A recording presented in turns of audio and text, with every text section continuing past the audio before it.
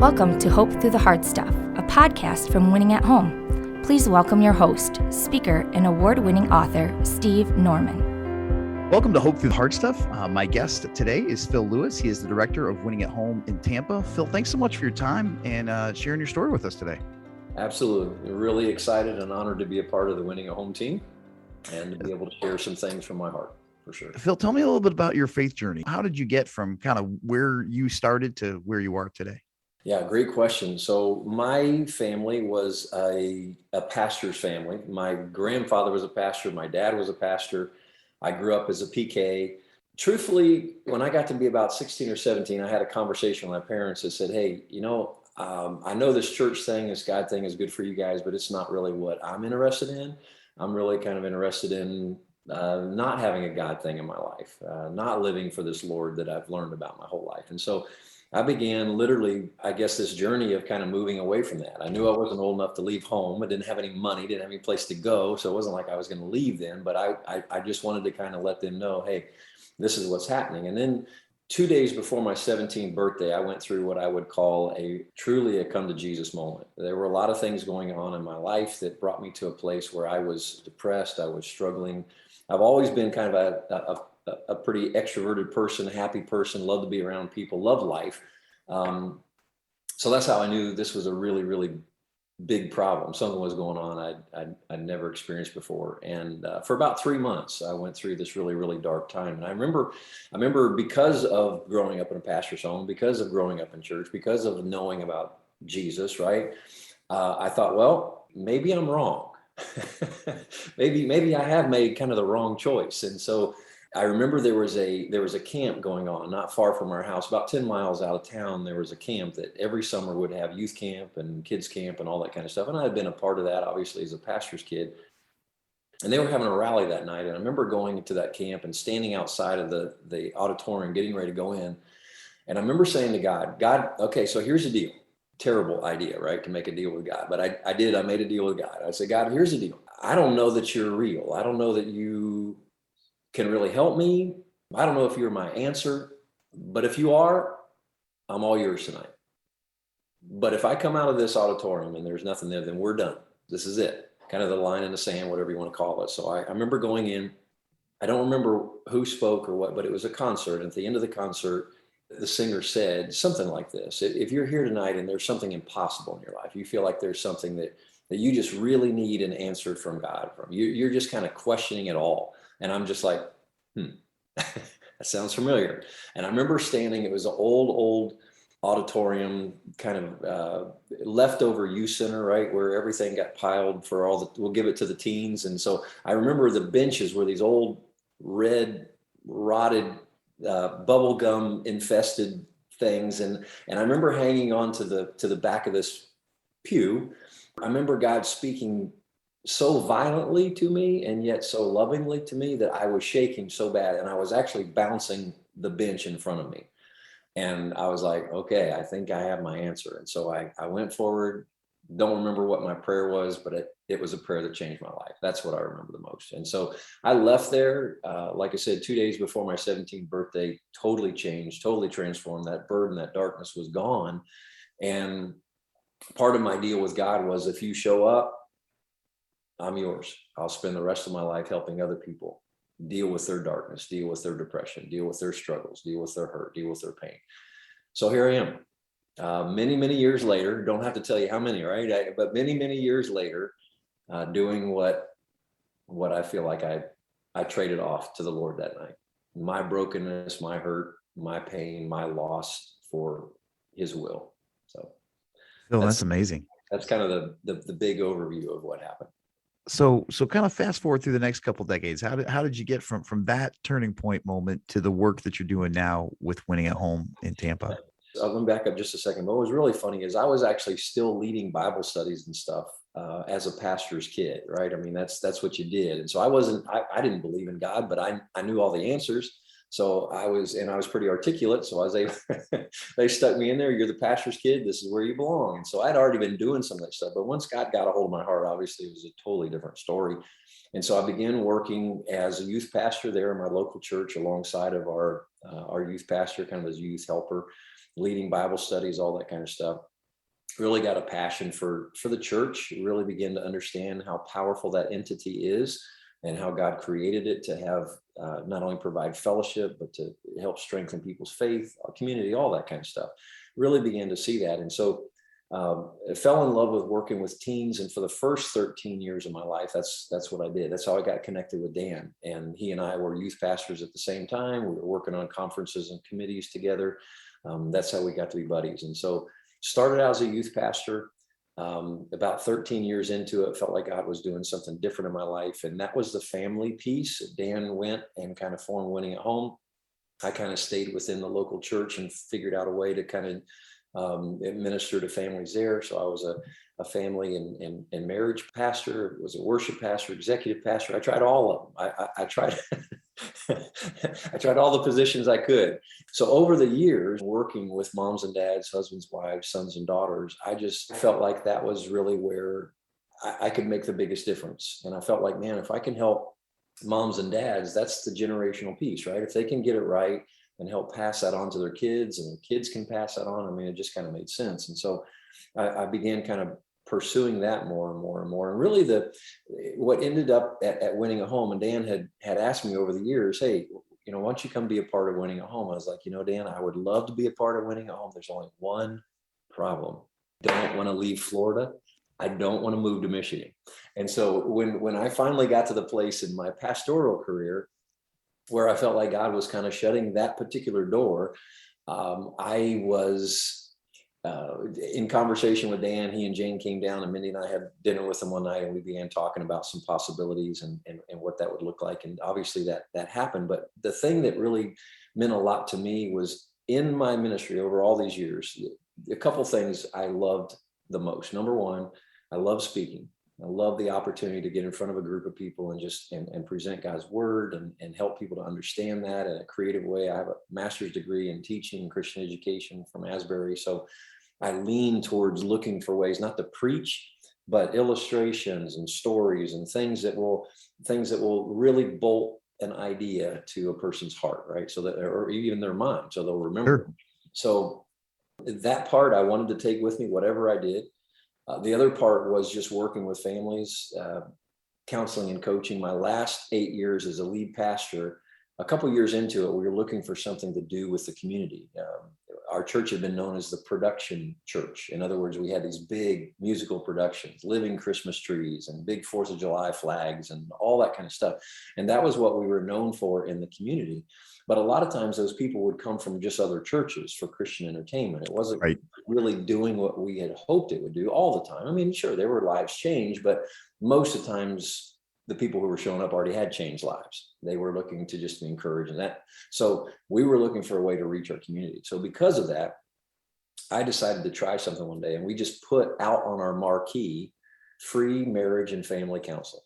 And I wasn't sure who would show up or if anybody would show up. And before long, I found out that was a really big need in the community. I don't know how many hundreds of people came in the next few years that would just show up and say, hey, we're here, we're husband, wife, mom, dad, we're struggling. And we got a chance to minister to them. So once I began kind of developing even more those counseling and coaching skills, I found that was something I wanted to take too. So obviously a fit for Winning at Home. It was such a perfect environment for me to join, because I get that chance to speak to large groups, and I also get a chance to sit across the table from a mom or a dad or husband or wife or son or daughter or single or a senior and speak into their lives. And so that's how I ended up here. I think, to be honest, I'm not a licensed clinician, not interested in going that route. I did get certified with John Maxwell and his team as a certified coach and speaker and trainer. And so I have a certificate on the wall, right? But I tell people, look, what you're getting from me is you're getting 35 years of ministry experience, not just picking out what kind of carpet is going to be in the sanctuary or what kind of coffee we're going to serve out in the lobby, but literally thousands of conversations with people just like you that are struggling, that need an answer. You're getting all of that from me. And I've been blessed to have that. I don't feel like I would have been, this is going to sound kind of arrogant, I don't mean it this way, maybe as confident and competent as I am today if I hadn't gone through that journey of all those things, including how it started by doubting God, wondering if he cared, if he was real, and making my own choice as a pastor's kid. So I don't know if that answers your question or not, but No, that's great. That's immensely helpful. Phil, tell me a little bit, how did your parents respond when you started to vocalize your season of doubt? yeah, well, I tried to say, I mean, I was still a good kid. It wasn't like I was, it wasn't like I was in a gang or anything like that. I mean, I wasn't looking to go way off the deep end. I just wasn't interested in what they had. And so I was very respectful of my parents and their beliefs and all that stuff. So I never approached it like a rebellious. I approached it as, I got to figure this out. This isn't a personalized thing for me. I see it in your life. I see it in our family. I see it in other church people, but I'm just not getting it. I'm not sure about the depression piece that I went through a couple months during that time. I'm not sure about how God used that. I know what it eventually led to, but my conversation with them was very gentle and very kind. And at the same time, just, I'm just not so sure about this. I got to figure this out. And they were extremely gracious. I was the youngest of 4 kids, so they had a lot of practice, right? They had a lot of practice. I had 2 older brothers and an older sister, and so they were awesome too at saying, okay, all right. I mean, they didn't like it. It hurt. I'm sure there were lots of nights on their knees praying and crying. I'm sure. I don't doubt that at all. But at the same time, I think they understood a couple of things. One, they had done a great job setting a foundation. Number 2, it had to be something I would decide. And number 3, they trusted God. They really believed that he would get a hold of my heart. My mom actually tells me a story about the day that I was born, that she had kind of a moment where God just really spoke to her and said that he would use me. And I don't need to tell that story. It's kind of a personal story, but I didn't know that until after I had given my heart to God and got my life straight around. Then it kind of made sense why she was kind of like, you go do what you want. God's going to chase you down. I don't know why you're wasting all this time, because he's going to get you. He's already told me. So maybe that was why they had a little more confidence in my future than I did. That's such a powerful story, Phil. I think it's a reminder for those of us who are parents, especially who have kids in those transformative young adolescent or early 20s years that really are trying to discover who they are, what they believe, how they're going to live that out. And I love that story, because your mom's kind of promise that she received from God allowed her to play the long game rather than to kind of panic in real time. Does that make any sense? Of course. And I just, obviously the most familiar parable of all, at least at the top of the list somewhere, 1 or 2, would be the prodigal son. Sure. And one of the things that I think is really interesting about that, because I profess to be a helicopter parent, I snowplowed a lot of roads for my kids. I went ahead of them when they didn't know it. Maybe I sat in the parking lot with binoculars. Not going to admit that at all. But the point is, it's interesting to me that the prodigal, his father, didn't go after him. He waited for him. He didn't chase him down. He didn't tell him he didn't try to stop him. And I know that you have to be careful in parables and stories to read too much into it. But I think when I talk with people, one of the things that, and even I've heard this from some real close friends, one of the things that they've discovered is that sometimes it's best just to, like you said, play the long game and just say, okay, I don't like this. I'm going to do everything I can do, but I really am going to trust that God is going to do everything that he can do. And I don't want to get in the way of that. And I felt a lot of times raising my girls that God was saying a lot of times, what are you doing? Get out of my way. I don't want you to fix that for them. This is what they need to go through if they're going to get to that. And I don't know whether that's what they did or not, but I know my mom and dad were faithful to the Lord and faithful to me and loved me. And yeah, just kind of let it play out. I was telling a group the other day, I said, it's hard to find that line between what you should do as a parent, what you should say no to, what you should say yes to, and how you're to protect them. And obviously there's a piece to that, right? I mean, it's not that you just let them go, you don't care about them, but, and then what God wants to do. And I said, there's that line there. And I want to tell you how to know whether you should do something or just let God do something. I said, you might want to write this down because this is going to be very helpful to you. I said, I want to tell you, I have no clue. I have no idea what that answer is. but God does. And so you got to do a lot of listening to God, not just talking to God, but a lot of listening. As Dan has shared many, many times, so much of our conversation or our praying is talking to God and not listening to him and allowing him to say, hey, whoa, whoa, whoa, whoa, back off. I got your son. I got your daughter. I haven't forgot about you. Let me do my thing. I'll let you know when I'm going to tag you when it's your turn. That's great. That's such solid perspective.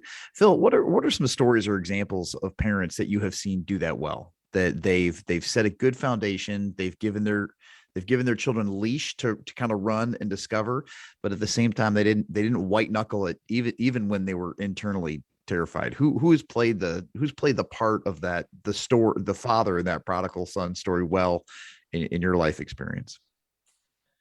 Yeah, that's a great question. I'm just trying to remember some of the obviously from my own life I've seen that, and Sure. like the family I grew up in, and also the family that Mindy and I have created here. We had two daughters, and maybe the best way to explain that is there were times where we intervened too soon, too much. We should have just stayed back, and we were making decisions based on our personality, who we were, not based on our faith in Christ. And that's what got us into trouble. Okay. And I think a lot of times that's really, that's really what the problem is that a lot of times we are moved to action based on who we are, not who we think God is. Yeah. And there's a real danger there. And that's why, staying as close to God as you can, asking him to lead you and guide you is such an important thing. I don't know if I can give you an exact illustration. I know that there's been a lot of them, and I've watched them. I've watched where people have really been successful on one side and not so much on the other. And I think that's one of the things that has kept me. And that's the part that I love the most, to be honest, about coaching and counseling is that, I sit across the table from people. They think a lot of times that I'm taking notes for their file. I'm really taking notes for my file. I'm like, oh, that guy said something good. I'm going to say that to Mindy when I get her. That was a horrible, horrible statement he just said to his wife. I need to make sure I don't do that. I think I've seen it enough, watched it enough. I wish I could come up with a kind of an exact example for you, but the things that we've discovered in our lives, I think, are proof enough to me for sure. That's great. Phil, talk a little bit about coaching. What kind of themes or trends have you seen emerging in these last couple months and years since you've been doing coaching with Winning at Home? Sure. Definitely this, it would be silly for us not to mention COVID at some part that Sure. plays a part in this thing. And so I think the thing that's interesting about all of us, going back to the file part where, taking notes for their file or for my file, we as people are a giant filing cabinet, right? I mean, there literally is what's called the hippocampus, which is the filing cabinet of life. Okay. And I thought I had a file out here, but I don't. I just took it into my office. When life happens, we label something and then we start filling that file with our experiences. And then when it happens again, then we can go back and go, oh, hey, where's that file? Oh, there it is right there. And we open it up and it gives us comfort. It gives us wisdom. It gives us direction. It helps us to know what to do, what not to do. The problem with COVID is none of us had that file. It not only was empty, but it wasn't there. I mean, we didn't know what to expect. Obviously, all the things that we've heard, I don't want to turn this into a political podcast, but all the things that we've heard, one day do this, and the next day, no, don't do that. We changed our mind, do this. And the next day, I think some of it was probably, anyway, let me label it this. I think the biggest thing was that we were all going through a time that nobody had been through before. Right. And because of that, we had no reference point. So I think the thing that I've learned about, coaching and interacting with people during this time is, first of all, to let them know, hey, this is a weird time, and it's a weird time for all of us. Don't freak out because you feel like you're alone and again, COVID isolates, right? Quarantines us, sticks us, and separates us from hearing some of those other things like, hey, I went through the same thing you did. And then sometimes it's embarrassment. I'm not going to post that I went through COVID and let people think I was sick, which is dumb because that's probably going to be helpful to somebody else. So to answer your question, I think helping people to understand how our minds work and how when you haven't ever been through something before, you're going to make probably a lot of mistakes, but you have the opportunity to also learn a lot of things too, and grow and put away the right things. And then of course, coaching is what do you do when you made some of those mistakes? What do you do when you've, said or done the wrong things, and kind of going back, and how do you deal with an apology and all that kind of stuff? But I think the biggest influence on people today has been COVID. And I tell them, we'll get a phone call, I'll go, hey, we need some help in our marriage. Well, what do you need help with? Okay, that's always the question. And and sometimes they'll say everything. And other times they'll say, well, communication or conflict resolution. And I'll hear them talking, and I'll go, well, it's interesting to me. You both sound like you speak English, and they'll usually get a little giggle out of them. So it's not a language barrier. So what's going on? It's not ever communication. It's not. It is the pressures of life. It's their calendar. It's their kids. It's jobs. It's whatever. Because I tell them, I said, look, if I could fly over to you with my helicopter, which I don't have, and I could pick you up and fly you to a beautiful island in the Bahamas and drop you off, tell me how your relationship would be different. And every time they're like, oh man, it would be great. We wouldn't have any problems with it. And I said, that's what I'm talking about. Your problem is not communication. Your problem is you're letting the problems of your life make you tired, angry, frustrated, short with each other, not enough time to be intimate with each other, to have these big conversations that will make a big impact. So again, I would say those two things. Help people to understand COVID is crazy. It seems like it's getting crazier at some point, and that's okay. We're going to make it. We're going to make it. But also understanding that just like COVID, just like kids, just like financial issues, those are the things that you need to kind of focus in on. It's not that you can't talk. It's not that you don't want to talk. It's not that you're the wrong language. There's too many things going on that won't allow you to have successful communication. That's really what I've seen in the last couple of months, especially. That's super helpful. Phil, how do you know when somebody's ready for coaching, or for people who, like, the whole idea of coaching is new to them? How might they be able to take a next step towards pursuing a coach? Yeah, man, that's a great question, Steve. And again, this may be a little more personality driven, but I'm the kind of person who, like I said, I've got a pen and paper here with you because I want to make sure I get, write down some things. If there's a question you ask, I need to think about it a second or jot down some notes. I'm one of those preachers that when I get ready to teach or preach, I tell people, get out your notepad, get out your stinking pen. You better be writing this down. I've worked hard on this. I feel like God has given this to me. This is going to be good. So unless you're some kind of Einstein and you can photographically and phonetically remember everything that I've said, get out your paper because you need to write this down. So one of the things that I say to people is, look, I want to be your coach, but I want you to be coached. I want you to want to be coached. This isn't just kind of, hey, this is kind of the trendy thing right now. You're hungry for help. Okay. You really, really know that if I don't get some help, I'm going to be in bigger trouble than I already am. And so I love it when they come to the table already, or they come to the Zoom already with a pen and paper, and they're leaning in and they're eager and they're asking questions and they've thought about it. And if I work with a couple times and they're not doing that, I tell them, hey, this has been fun. Thank you for the money so far, but we're done. You're going to need to either find somebody else that you just want to say the same things over and over to every single week and not do anything about, or you're going to need to really ask yourself a question. Are we ready to get serious about life? So that would be the first thing. And I would say to you, I was thinking, actually, this is a great question because I was thinking about this morning. I think I would encourage everybody, no matter where you're at in life, and let it be a strategy. Don't wait for a tragedy, right? Most of the time we respond when our lives completely fall apart and we go, man, I need to get my act together. Get your act together before that happens. Save yourself all that pain. And I believe that every person, honestly, every person ought to have a counselor or a coach in their life, even if it's just for a season. If you just want to, hey, I'm at a great place. And I love the couples that call and say, hey, look, we're not ready to get divorced. We're okay, but we feel like we're getting some bumps, hitting some turbulence. We want to get this fixed now. That would be my encouragement. I think any time is the best time to seek somebody to pour into their lives, because we all have these blind spots in our lives, these places that we can't see. And why can't we see them? Because we're blind to them. Okay. And the only way that they can be revealed is through somebody else's eyes. No one ever, when I talk with people and they go, hey, I've been working on my blind spots. Oh, good. What are they? And they'll list them. I go, how did you know about them? Well, I just figured it out. And then those aren't blind spots. Blind spots mean that they're blind spots, and you have to have another voice to reveal them, to show you, to coach you, to help you with them. And we all have them. And some of us may think we don't, but we do.